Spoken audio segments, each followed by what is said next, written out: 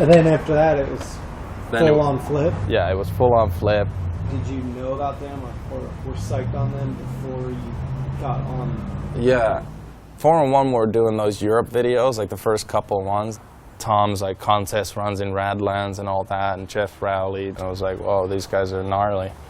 I was just so hyped on those videos, and I think that's when I started paying more attention, knowing about companies. And I really didn't know about Deathbox up until later, until it was already Flip. Like that's when I was like, oh, that was the same people and the same company and all that.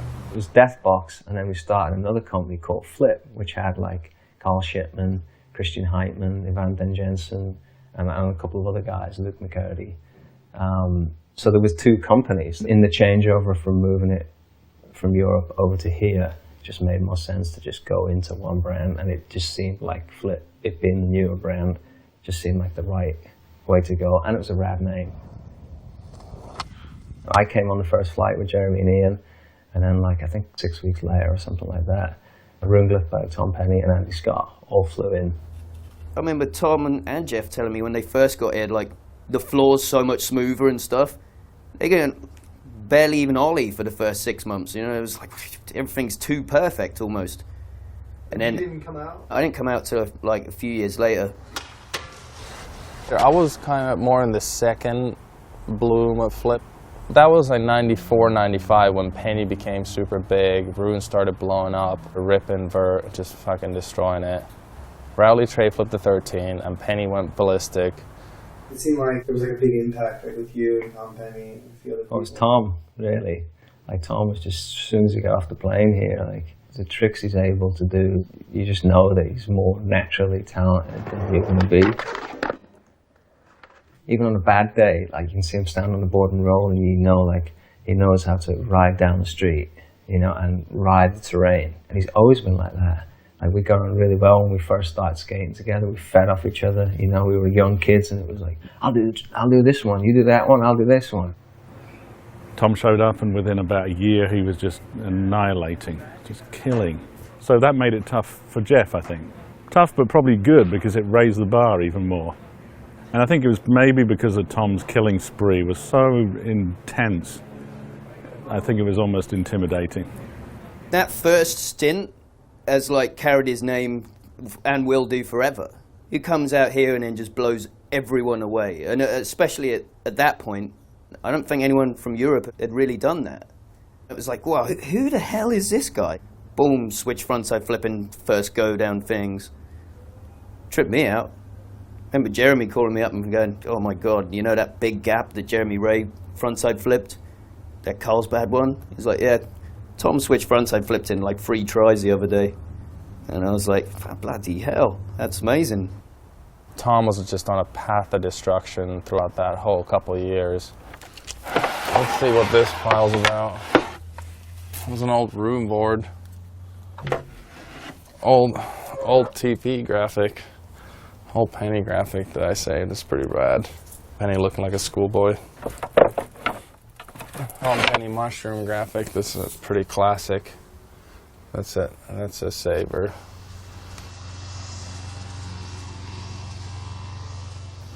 The first time I met Penny was filming for the story video. He was in his hiatus, but we managed to track him down. Fucking feel. At the time, he had a mini ramp in his barn in France.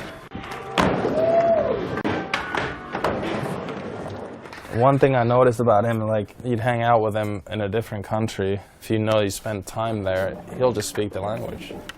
By the time we got to France and went up with him, he might have been there for a year or 2. He was speaking fluent French. Dans le fils. Oui.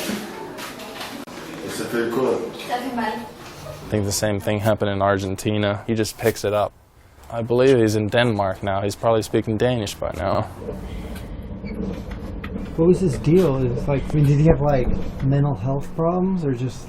Tom's definitely gone through some hard times. But when I met him, he seemed completely on it. I mean, he was drinking wine from, you know, as soon as he'd wake up, you know, throughout the whole day, and then he'd be just doing the craziest lines still.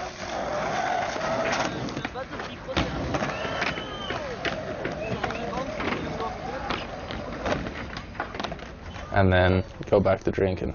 as crazy stories as there is about him and just like being out of it and whatever, I think he kept skating throughout the whole time.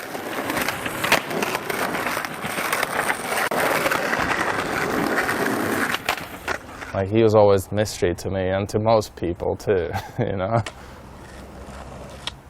But the second coming, kind of like after the whole 94, 96 destruction that happened, it was 98, 99. That was when Ali was out here, Alex Small. Tom had already like moved over to Europe, you know, like kind of spent a lot of time over there.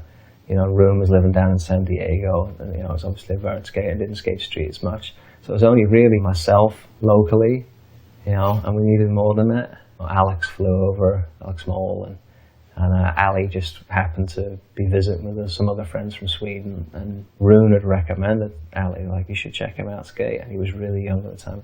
Jeremy and I went to meet all the guys from Sweden that were visiting, and Ali was there with them, and saw him skate.